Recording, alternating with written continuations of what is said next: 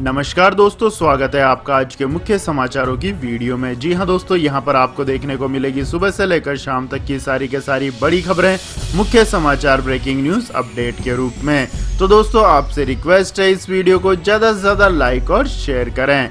तो दोस्तों, जान लेते हैं आज की पहली बड़ी खबर। प्रधानमंत्री के साथ बैठक के बाद महबूबा मुफ्ती ने फिर आलापा पाकिस्तान का राग।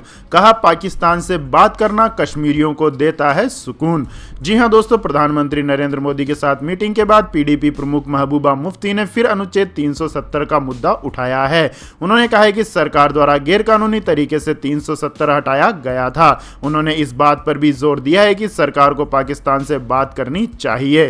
वे मानती हैं कि पाकिस्तान से जब बातचीत होती है तो कश्मीरियों को भी सुकून मिलता है। महबूबा मुफ्ती का जो स्टैंड मीटिंग से पहले रहा, उन्होंने वही स्टैंड मीटिंग के बाद भी कायम रखा। मीडिया से बातचीत के दौरान उन्होंने कहा कि भारत सरकार ने गैरकानूनी तरीके से 370 हटाई है। उस समय किसी भी जनप्रतिनिधि से बात नहीं की गई, सिर्फ एक ही झटके में जम्मू कश्मीर से उसकी ताकत छीन ली गई। वह कहती हैं कि 5 अगस्त 2019 के बाद से राज्य के लोग परेशान हैं, खुद को शोषित महसूस कर रहे हैं। आर्टिकल 370 हमारे रोजगार, जमीन के अधिकार को सुनिश्चित करता है। उससे कोई समझौता हमें मंजूर नहीं है। हम लोकतांत्रिक तरीके से, शांतिपूर्ण तरीके से अपना विरोध करते रहेंगे। इसके बाद दोस्तों, जान लेते हैं अगली खबर। मुख्तार अंसारी के भाई अफजल अंसारी बोले, विधानसभा चुनाव में बीजेपी को मिलेगी 100 सीट से कम। जी हां दोस्तों, उत्तर प्रदेश विधानसभा चुनाव से पहले ही आरोप प्रत्यारोप की राजनीति गरमाने लगी है। अब मुख्तार अंसारी के भाई और गाजीपुर से बसपा सांसद अफजल अंसारी ने बीजेपी पर बड़ा आरोप लगाया है। अंसारी ने कहा है कि चुनाव के मुख्य मुद्दों से ध्यान भटकाने के लिए सरकार मुख्तार अंसारी पर कार्यवाही कर रही है। इसके साथ ही अफजल ने दावा किया है कि बीजेपी लाख प्रयास कर ले, लेकिन उसे उत्तर प्रदेश विधानसभा चुनाव में 100 सीट भी नहीं मिलेंगी। अफजल अंसारी ने एक न्यूज चैनल से कहा कि जिस तरह उसके भाई मुख्तार अंसारी पर कार्रवाई सरकार कर रही है, वो सिर्फ चुनावों के मुख्य मुद्दों से ध्यान भटकाने की कोशिश है, क्योंकि सरकार को लगता है वो इन सब मुद्दों से जनता के मन में भ्रम पैदा कर देंगे। अफजल अंसारी ने आरोप लगाया है कि उत्तर प्रदेश सरकार सिर्फ राजनीतिक विरोधियों पर मुकदमे दर्ज कर रही है और खुद वह अपने करीबियों के मुकदमे खुद ही खत्म करवा रही है। इसके बाद दोस्तों, जान लेते हैं अगली खबर। 12वीं की परीक्षा पर सुप्रीम कोर्ट का अहम आदेश। कहा, 31 जुलाई तक सभी बोर्ड असेसमेंट स्कीम के आधार पर जारी करे परिणाम। जी हां दोस्तों, सुप्रीम कोर्ट ने गुरुवार को कहा कि पूरे भारत में सभी स्टेट बोर्ड्स के असेसमेंट के लिए कोई यूनिफॉर्म स्कीम नहीं हो सकती। कोर्ट ने कहा कि देश के सभी राज्य बोर्डों के लिए यूनिफॉर्म स्कीम यानी समान मूल्यांकन नीति बनाना असंभव है। जस्टिस एम खानविलकर और दिनेश माहेश्वरी की बेंच ने कहा कि हर बोर्ड स्वायत्त है, इसलिए अदालत ऐसे किसी प्रोटोकॉल को मानने का निर्देश नहीं दे सकती। जस्टिस खानविलकर ने कहा कि हम पूरे देश के छात्रों के लिए समान योजना बनाने का निर्देश नहीं दे सकते हैं। हर एक बोर्ड को अपनी योजना तैयार करनी होगी। आपको बता दें कि सुप्रीम कोर्ट ने यह टिप्पणी उन याचिकाओं को लेकर की है जिनमें आंध्र प्रदेश और केरल बोर्ड के 12वीं के बोर्ड एग्जाम को रद्द करने की मांग की गई थी। सुनवाई के दौरान सुप्रीम कोर्ट ने आंध्र प्रदेश बोर्ड से उस निर्णय को लेकर भी सवाल किया जिसमें 12वीं की परीक्षा को आयोजित करने की बात कही गई है। कोर्ट ने कहा है कि राज्य का एक निर्णय और एक ठोस योजना होनी चाहिए। साथ ही कोर्ट ने 12वीं की परीक्षा को रद्द करने की एक याचिका को भी ठुकरा दिया है। साथ ही राज्य सरकारों को निर्देश दिए हैं कि वो 10 दिन के भीतर असेसमेंट स्कीम के बारे में सूचित करें और इंटरनल असेसमेंट के रिजल्ट 31 जुलाई तक घोषित करें। इसके बाद दोस्तों, रुक कर लेते हैं अगली बड़ी खबर का। नीता अंबानी का बड़ा ऐलान। इसी साल नवी मुंबई में शुरू होगा जियो इंस्टीट्यूट। जी हां दोस्तों, रिलायंस इंडस्ट्रीज की 44वीं सालाना आम सभा गुरुवार यानी 24 जून 2021 को संपन्न हुई। इस एग्जिम में रिलायंस फाउंडेशन की चेयरपर्सन व फाउंडर नीता अंबानी ने बड़ा ऐलान किया है। उन्होंने कहा है कि जियो इंस्टीट्यूट इसी साल से शुरू हो जाएगा। इसकी स्थापना नवी मुंबई में की जा रही है। उन्होंने कहा है कि देश और समाज को मजबूत बनाने के लिए महिलाओं और लड़कियों को सशक्त बनना जरूरी है। नीता अंबानी ने कहा है कि कारोबार के साथ समाज को सशक्त बनाना भी हमारा मिशन है, जिसको ध्यान में रखते हुए रिलायंस फाउंडेशन के 5 महत्वपूर्ण मिशन लॉन्च किए गए हैं। इनमें पहला मिशन है ऑक्सीजन, दूसरा मिशन कोविड इंफ्रा, तीसरा मिशन अन्न सेवा, चौथा मिशन एम्प्लॉइज केयर और 5वां मिशन वैक्सीन सुरक्षा है। इसके बाद दोस्तों जान लेते हैं अगली खबर। तेजी से फैल रहे कोरोना के डेल्टा वेरिएंट ने बढ़ाई चिंता, अब तक मिला 85 देशों में। जी हां दोस्तों, WHO ने कहा है कि कोरोना का डेल्टा वेरिएंट अब तक दुनिया के 85 देशों में फैल चुका है। उसका लगातार विस्तार हो रहा है, जल्दी ये कुछ और स्थानों पर पहुंच सकता है। इसके संक्रमण की रफ्तार यदि इसी तरह बनी रही तो जल्दी ये कोरोना का सर्वाधिक फैलने वाला स्ट्रेन बन जाएगा।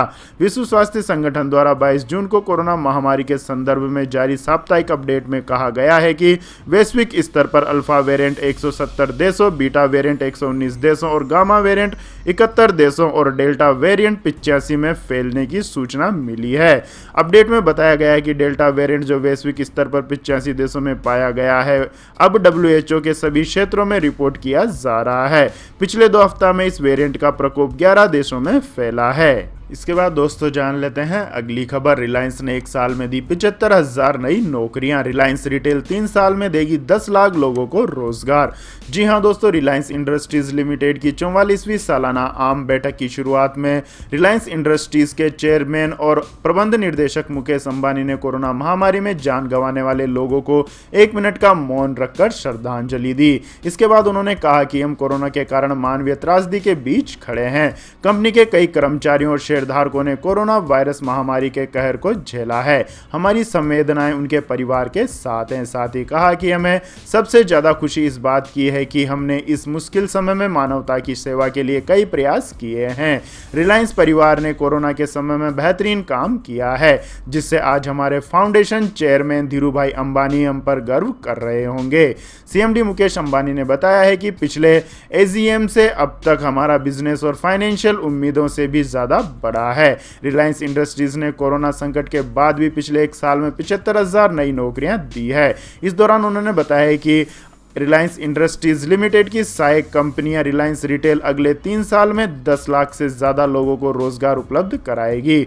उन्होंने कहा है कि प्राइवेट सेक्टर में रिलायंस देश की सबसे बड़ी कस्टम और एक्सरसाइज ड्यूटी चुकाने वाली कंपनी है।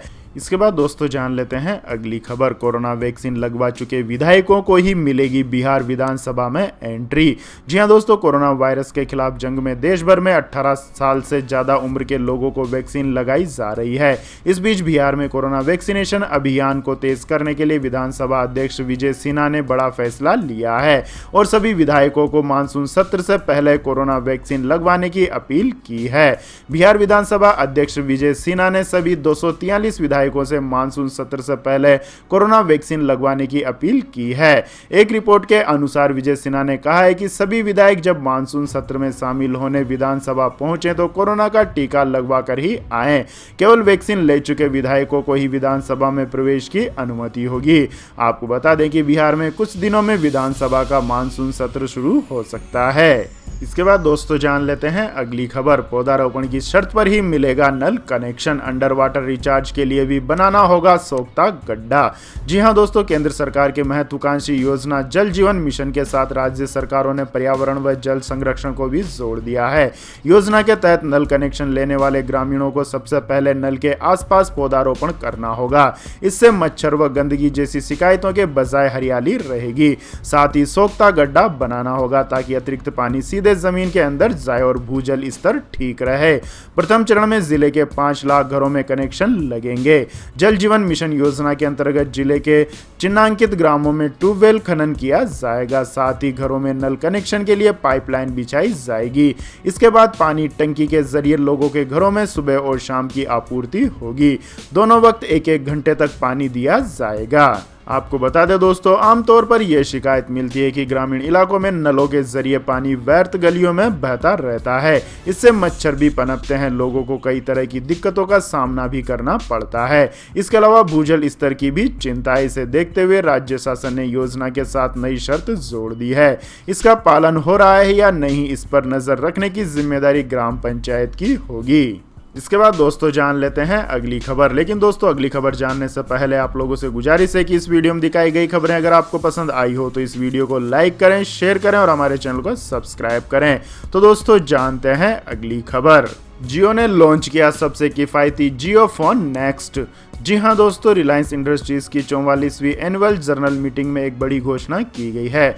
मुकेश अंबानी ने अब जियो नेटवर्क के साथ अब जियो के स्मार्टफोन की घोषणा की है। अब जियो का Jio phone next 4G smartphone launch किया जाएगा। इसे गूगल के साथ डेवलप किया गया है। अंबानी ने बताया है कि उन्होंने पिछले साल गूगल के सीईओ सुंदर पिचई से बातचीत की थी कि गूगल और जियो को मिलकर एक नेक्स्ट जनरेशन ढेर सारे फीचर्स से लेस लेकिन सस्ता फोन बनाना चाहिए जो 2G यूजर्स को पहली बार इंटरनेट तक पहुंच दिलाने में कारगर हो। इस घोषणा के बाद सुंदर पिचई ने भी एक ट्वीट कर इस पार्टनरशिप को लेकर गूगल का एक ब्लॉग साझा किया है। पिचई ने कहा है कि गूगल क्लाउड और जियो के बीच एक नई 5G साझेदारी 1 अरब से अधिक भारतीयों को तेज नेटवर्क से जुड़ने में मदद करेगी। आपको बता दें दोस्तों, जियो फोन नेक्स्ट को खास तौर पर भारतीय बाजारों के लिए बनाया गया है। ये एक फुली फीचर्ड स्मार्टफोन है जिसमें गूगल और जियो के सभी एप्लीकेशंस मौजूद होंगे। वहीं यूजर्स एंड्रॉयड के प्ले स्टोर को भी एक्सेस कर पाएंगे और सभी एंड्रॉयड ऐप्स को यूज कर पाएंगे। यह smartphone optimized Android operating system से पावर्ड है। इसमें वॉइस असिस्टेंट, स्क्रीन टेक्स्ट और ऑटोमेटिक रीडाउनलोड करने की सुविधा है। Language translation, augmented reality features के साथ स्मार्ट कैमरे जैसी फीचर्स हैं। और यह स्मार्टफोन इस साल 10 सितंबर 2021 को गणेश चतुर्थी के अवसर पर बाजार में उपलब्ध कराया जाएगा। इसके बाद दोस्तों जान लेते हैं अगली खबर। बांग्लादेशी मौलाना का अजीब फतवा, फेसबुक के आहा इमोजी के इस्तेमाल को कहा हराम। जी हां दोस्तों, फेसबुक जैसे सोशल मीडिया साइट्स का दखल पूरी दुनिया भर के लोगों की जिंदगियों में है। इसके यूजर बांग्लादेश में भी है, लेकिन इस बीच बांग्लादेश के मुस्लिम धर्मगुरु और चर्चित मौलाना अहमदुल्लाह ने फेसबुक के आहा इमोजी के खिलाफ अजीबोगरीब फतवा जारी किया है। मौलाना अहमदुल्लाह ने 3 मिनट का वीडियो पोस्ट किया है और फेसबुक पर लोगों के मजाक उड़ाने की चर्चा की है। उसके कुछ ही देर बाद उन्होंने फतवा जारी कर दिया। इसके बाद दोस्तों जानते हैं अगली खबर। कोरोना की चिंता में बेकाबू हुई रोड्रिगो डुटर्टी की जुबान, कहा वैक्सीन नहीं लगवाने वाले इंडिया और यूएस जाएं। जी हां दोस्तों, फिलीपींस के राष्ट्रपति ने एक बार फिर विवादास्पद बयान दिया है। कोरोना वैक्सीन नहीं लगवाने वालों को चेतावनी देते हुए डुटर्टे ने कहा है कि जो लोग वैक्सीन नहीं लगवाना चाहते वो देश छोड़ दें और भारत या अमेरिका जहां चाहे चले जाएं, लेकिन फिलीपींस छोड़ दें। राष्ट्रपति ने लोगों से कहा है कि जब तक आप यहां हैं, इंसान है जो वायरस का वाहक नहीं बन सकता है, इसलिए वैक्सीन लगवाना जरूरी है। इससे पहले भी रोड्रिगो डुटर्टे ने वैक्सीन को लेकर बेतुके बयान दिए हैं। इसके बाद दोस्तों जानते हैं आज के मौसम अपडेट्स। तो दोस्तों, बिहार, यूपी समेत इन राज्यों में भारी बारिश, जाने इस हफ्ते के मौसम का हाल। जी हां दोस्तों, पूर्वी यूपी, बिहार, पश्चिम बंगाल, उड़ीसा, झारखंड सहित अन्य कई हिस्सों में जहां मानसून सक्रिय है वहां झमाझम बारिश हो रही है। बिहार में 28 जून तक इसी तरह बादल बरसते रहेंगे। वहीं दिल्ली, एनसीआर में गर्मी और उमस से लोगों को परेशान कर रखा है। मौसम वैज्ञानिकों के मुताबिक दिल्ली वासियों को गर्मी से राहत के लिए अभी 1 हफ्ते तक इंतजार करना पड़ सकता है। 26 से 27 जून तक दिल्ली में बारिश की संभावना है। वहीं जिन राज्यों में भारी बारिश की संभावना है उनमें उत्तर प्रदेश, मध्य प्रदेश, झारखंड, पश्चिम बंगाल, सिक्किम, उड़ीसा, असम, मेघालय, नागालैंड, मणिपुर, मिजोरम, त्रिपुरा, आंध्र प्रदेश, तेलंगाना, तमिलनाडु, पौंडीचेरी और केरल शामिल है। भारत मौसम विज्ञान विभाग के मुताबिक पूर्वी और दक्षिण पूर्वी हवाओं के कारण अगले 5 दिनों में पश्चिम बंगाल, सिक्किम, उत्तरी उड़ीसा, छत्तीसगढ़, बिहार और झारखंड में भारी बारिश देखने को मिल सकती है। उप हिमालय, पश्चिम बंगाल और सिक्किम में गुरुवार को और शुक्रवार को तेज बारिश होने की संभावना है। इसके बाद दोस्तों जानते हैं आज के पेट्रोल और डीजल के भाव। तो दोस्तों, एक दिन की स्थिरता के बाद आज पेट्रोल डीजल की कीमतों में फिर इजाफा हुआ है। सरकारी तेल कंपनियों ने आज फिर पेट्रोल डीजल के भाव में बढ़ोतरी की है। लगातार हो रहे इजाफे के बाद ईंधन की कीमतें उच्चतम स्तर पर पहुंच गई हैं। पेट्रोल की कीमत में आज 26 पैसे प्रति लीटर की बढ़ोतरी हुई। वहीं डीजल की कीमत में 7 पैसे प्रति लीटर का उछाल देखने को मिला। इस इजाफे के बाद राष्ट्रीय राजधानी दिल्ली में 1 लीटर पेट्रोल का भाव 97 रुपये 76 पैसे, वहीं 1 लीटर डीजल का भाव 88 रुपये 30 पैसे प्रति लीटर पहुंच गया है। इसके बाद दोस्तों जानते हैं आज के सोने और चांदी के भाव। तो दोस्तों, सोने के भाव में आज गिरावट दर्ज की गई। HDFC सिक्योरिटीज के मुताबिक दिल्ली में सोने के दाम में 93 रुपये प्रति 10 ग्राम की गिरावट देखने को मिली है। इससे शहर में सोने का भाव 46,283 रुपये प्रति 10 ग्राम पर ट्रेंड कर रहा है। वहीं बात करें दोस्तों चांदी की, तो चांदी की कीमत में 99 रुपये प्रति किलोग्राम की टूट देखने को मिली है। इससे शहर में चांदी की कीमत 66,789 रुपये प्रति किलोग्राम पर पहुंच गई है।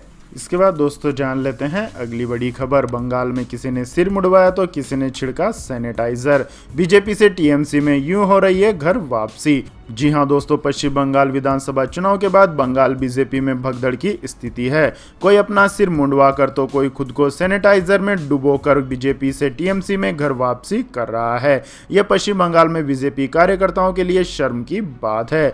2019 के आम चुनावों से पहले भाजपा में शामिल तृणमूल कांग्रेस के शीर्ष लेफ्टिनेंट मुकुल रॉय की घर वापसी तो आसान रही, लेकिन पार्टी के कई साधारण कार्यकर्ताओं के लिए इतना आसान नहीं है। जिन लोगों को तृणमूल में वापस स्वीकार किया जा रहा है वे उन शक्तियों को खुश करने के लिए वफादारी और साष्टांग प्रणाम के गंभीर परिणामों से गुजरते हुए दिख रहे हैं। हाल ही में हुगली में पार्टी के झंडे की अदला बदली करने पर बीजेपी के 6 कार्यकर्ताओं ने अपने बाल मुंडवा लिए।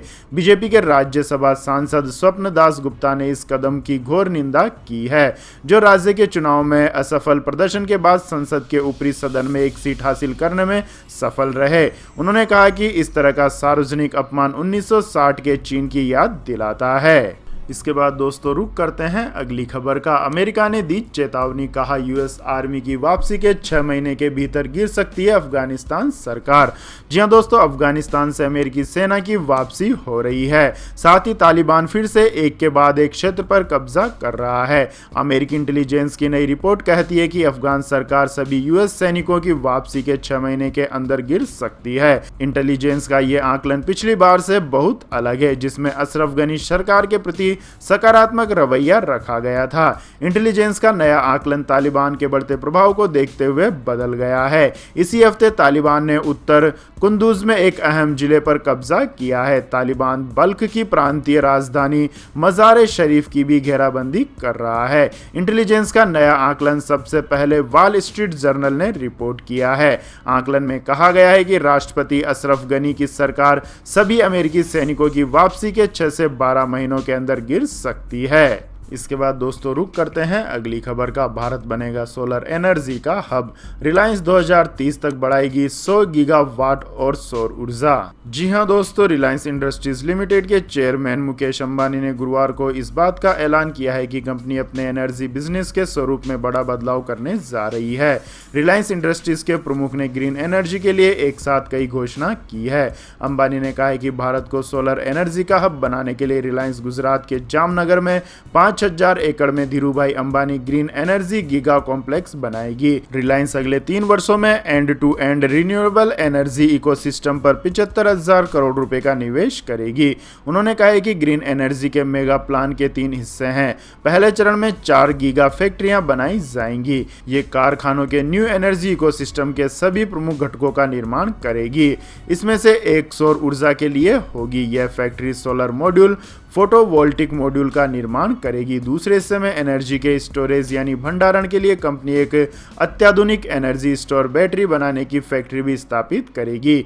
तीसरे चरण में ग्रीन हाइड्रोजन के उत्पादन के लिए एक इलेक्ट्रोलाइजर फैक्ट्री लगाई जाएगी। इसके बाद हाइड्रोजन को एनर्जी में बदलने के लिए कंपनी एक फ्यूल सेल फैक्ट्री बनाएगी। तो यह थी दोस्तों आज की सभी महत्वपूर्ण बड़ी खबरें। और दोस्तों बारी आती है आज के माइंड क्विज क्वेश्चन की, जिसका जवाब देकर आप बन सकते हैं शानदार उपहार के विजेता। तो दोस्तों आज का सवाल है, हमारी धरती पर सबसे ज्यादा वजन वाला प्राणी कौन है? जी हां दोस्तों, अगर आपको इस सवाल का जवाब आता है तो तुरंत कमेंट सेक्शन में लिख दीजिए। इस वीडियो को लाइक कीजिए, शेयर कीजिए और हमारे चैनल को सब्सक्राइब करके बेल आइकन का बटन भी दबा लें। धन्यवाद। जय हिंद, जय भारत, वंदे मातरम।